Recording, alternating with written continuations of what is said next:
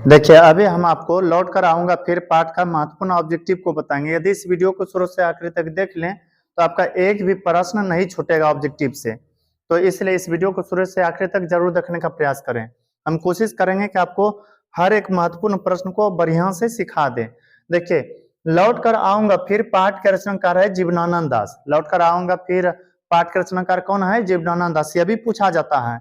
और आपको यहाँ पर ट्रिक से याद कर लेना है। और ट्रिक पता है सबसे बेस्ट हमारे अनुसार से होगा, आप खुद से जो सोच करके बनाइएगा।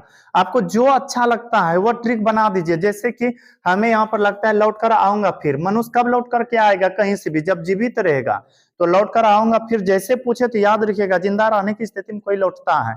जीवनानंद दास। और जीवनानंद दास के बारे में चर्चा करें तो इनका जन्म हुआ है पश्चिम बंगाल में। और पश्चिम बंगाल की भूमि को बहुत ही पवित्र, बहुत ही सुंदर मानते हैं। यही कारण है कि एक बार कभी पश्चिम बंगाल की उस भूमि पर लौट करके आने की बात करते हैं, जहां के भूमि को बहुत सारे नदियां हमेशा सिंचते रहते हैं। उस भूमि पर आने की बात करते हैं जहां पर के धानों के क्यारे हमेशा लगे रहते हैं। पता है ना, पश्चिम बंगाल भारत का वह राज्य है जहां की प्रति वर्ष 2 से 3 बार धान की खेती किया जाता है। सोचिए, एक साल में 2 से 3 बार धान की खेती किया जाता है। तो अब ऑब्जेक्टिव स्टार्ट करते हैं। प्रश्न है, लौट कर आऊंगा फिर कविता में कभी एक बार फिर कहां आने की लालसा व्यक्त करता है, यानी कि कहां आने की इच्छा व्यक्त करता है?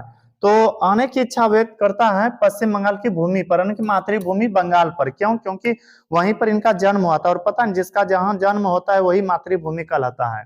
फिर आगे है, जीवनानंद दास किस भाषा के रचनाकार है? तो पश्चिम बंगाल में बांग्ला भाषा बोला जाता है, तो बांग्ला भाषा के। फिर आगे है, लौट कर आऊंगा फिर कविता को हिंदी रूपांतरण किसने किया? पता है, जीवनानंद दास ने इस पाठ को लिखा है बांग्ला भाषा में, पर हम लोग तो हिंदी में पढ़ रहे हैं।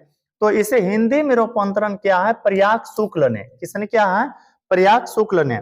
आगे देखिए, आगे प्रश्न है, लौट कर आऊंगा फिर कविता में किस फसल की खेती की चर्चा की है? अभी बताए थे कि वहां की भूमि पर 2 से 3 बार धान की खेती किया जाता है। तो धान फसल के बारे में चर्चा किया गया है। किस फसल के बारे में? धान के बारे में।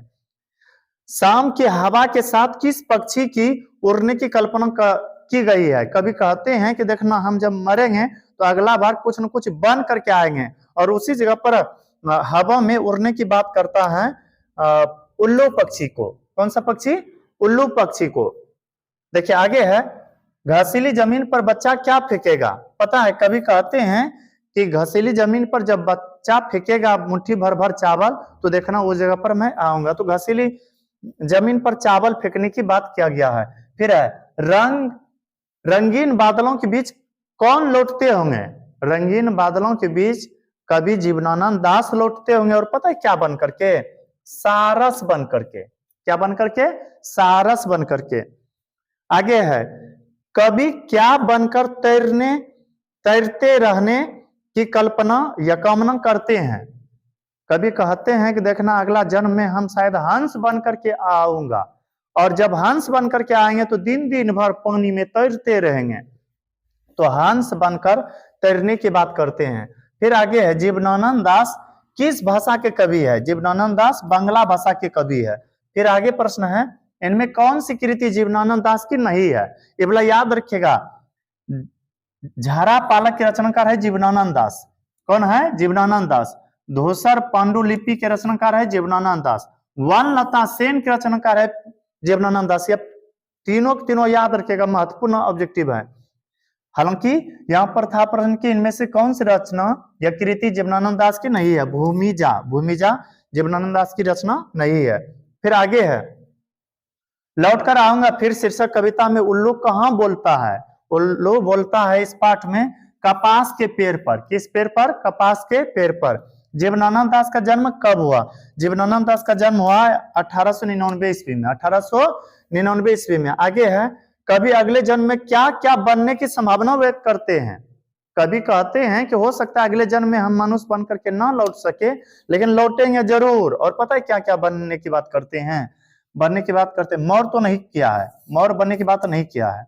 फिर इसमें कोयल भी बनने की बात नहीं किया है, और बाज भी बनने की बात नहीं किया है। तो अब कौन सा होगा आंसर? बी नंबर, कौवा बनने की बात किए हैं, हंस उल्लू सारस बनने की बात किए हैं। अब आगे देखिए, जीवनानंद दास का निधन कब हुआ? जीवनानंद दास का जन्म हुआ था 1899 ईस्वी में और मृत्यु हुआ है 1954 ईस्वी में, 1954 ईस्वी में। अब देखिए आगे, बस इतना ही है।